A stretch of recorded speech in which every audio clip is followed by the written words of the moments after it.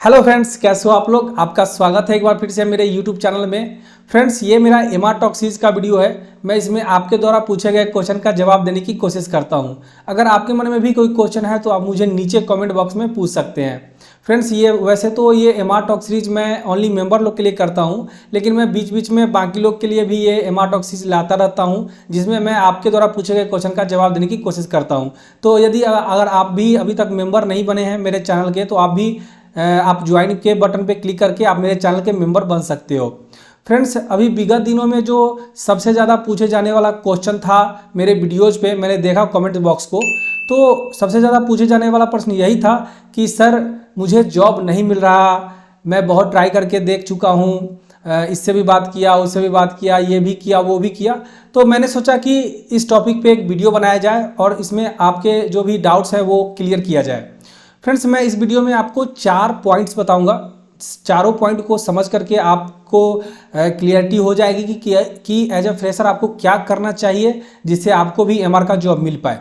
देखिए, सबसे पहले तो जो पहला पॉइंट ये है एमआर का जॉब ज्वाइन करने के लिए, पहला पॉइंट ये है कि आपको यदि एमआर का जॉब ज्वाइन करना है तो आप पहले किसी एमआर से या मैनेजर से अपनी जान पहचान बनाइए।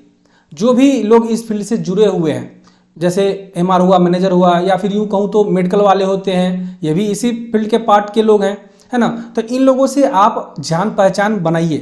तो मैं ये नहीं कहता हूँ कि ये जान पहचान का कुछ इसका मतलब अलग से इफेक्ट पड़ता है, लेकिन हाँ, अगर आपको जान पहचान है तो रास्ता आपके लिए क्लियर हो जाएगा, आसान हो जाएगा और आपको जल्दी से ये जॉब मिल सकता है। क्योंकि अगर आप किसी एमआर से जुड़ेंगे तो वो आपको वैकेंसी बताएंगे। सबसे बड़ा जो प्रॉब्लम होता है फ्रेशर को वो यही होता है कि वैकेंसी कैसे पता करें।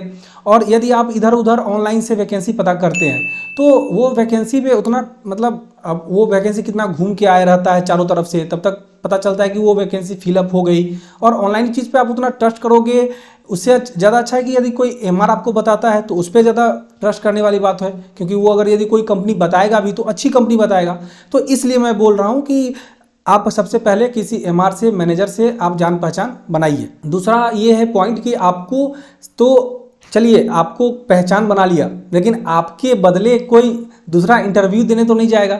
तो आपको चाहिए कि आपको अपनी तैयारी आपको सबसे अच्छी करनी पड़ेगी।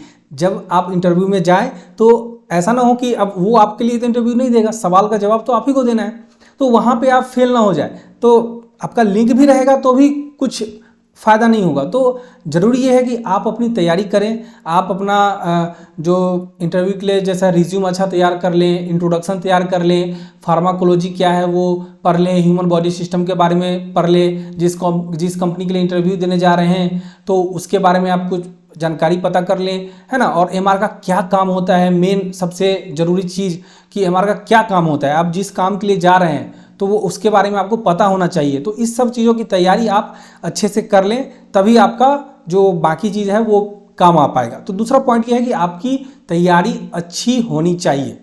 तीसरा चीज़ ये है कि जैसे कि आप किसी एमआर को अप्रोच करते हैं तो आपको एमआर बोलता है कि कई बार कि अभी वैकेंसी नहीं है, बोलता है अभी हमारे यहाँ वैकेंसी नहीं है।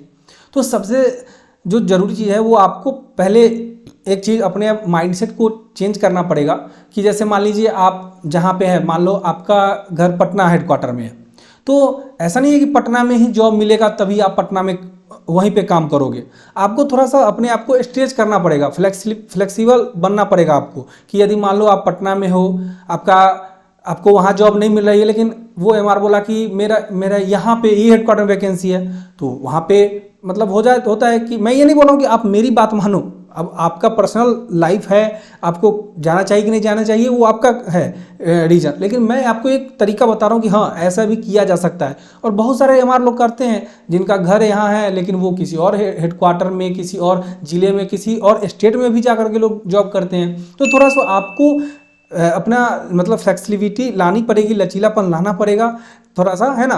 और आपको यदि मान लो कि कोई एमआर बोलता है कि यहाँ पे वैकेंसी नहीं है तो कहीं और के लिए भैया कहीं और बता दो, है ना, कहीं किसी और कंपनी में बता दो। कई बार होता है कि आपको बोलेगा कि भैया मेरे यहाँ वैकेंसी नहीं है, किसी को अगर पूछोगे, लेकिन उसको पूछ के देखना कि भैया आपके यहाँ नहीं है लेकिन किसी और हेडक्वार्टर में तो वैकेंसी होगी भैया, है ना, पता करना वहाँ पे। तो वो अपना जो होगा वो लिंक से अपना जान पहचान से पता करेगा। तो मतलब मेरे कहने का मतलब अपने आप को हर चीज़ के लिए तैयार रखो कि हाँ मुझे अगर यदि यहाँ नहीं मिल रहा है तो ठीक है, कोई बात नहीं है, यहीं नहीं कहीं भी अगर मिलेगा तो मैं चले जाऊँगा। थोड़ा सा अगर ये रखोगे अपने आप में तो आपको ज़रूर आसानी से जॉब मिल जाएगा। क्योंकि मैं ये बता रहा हूँ कि बहुत सारे ऐसे हेडक्वार्टर होते हैं, जैसे बहुत सारे स्टेट के ऐसे ऐसे हेडक्वार्टर होते हैं बहुत दूर इंटीरियर के, जहाँ पे बहुत सारे एमआर नहीं जाना पसंद करते हैं क्योंकि वो बहुत इंटीरियर एरिया होता है।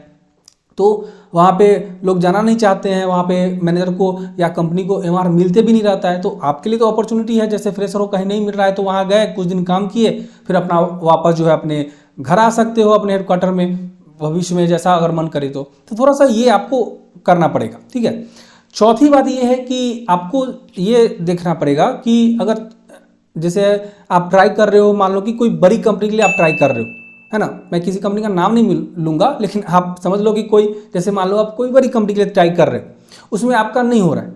तो देखो आज के समय में इतनी सारी कंपनियां हैं, इतनी तरह की कंपनियां हैं, मतलब मैं बता नहीं सकता, आप हजारों कंपनियां हैं आज के समय में और हर तरह की कंपनियां हैं। बड़ी कंपनियां हैं, मिडिल क्लास कंपनियां हैं, और मैं अगर 3 कैटेगरी में यदि बांटूं तो मान लो कि category A, category B, category C है, तो हर कैटेगरी की कंपनियां हैं। तो आप जैसे मान लो कि कोई बड़ी कंपनी के लिए ट्राई कर रहे हो तो ऐसा नहीं, शुरुआत में आप छोटी कंपनी से भी काम शुरू कर सकते हो, आपको जो भी मिले आप उसको पकड़ लो।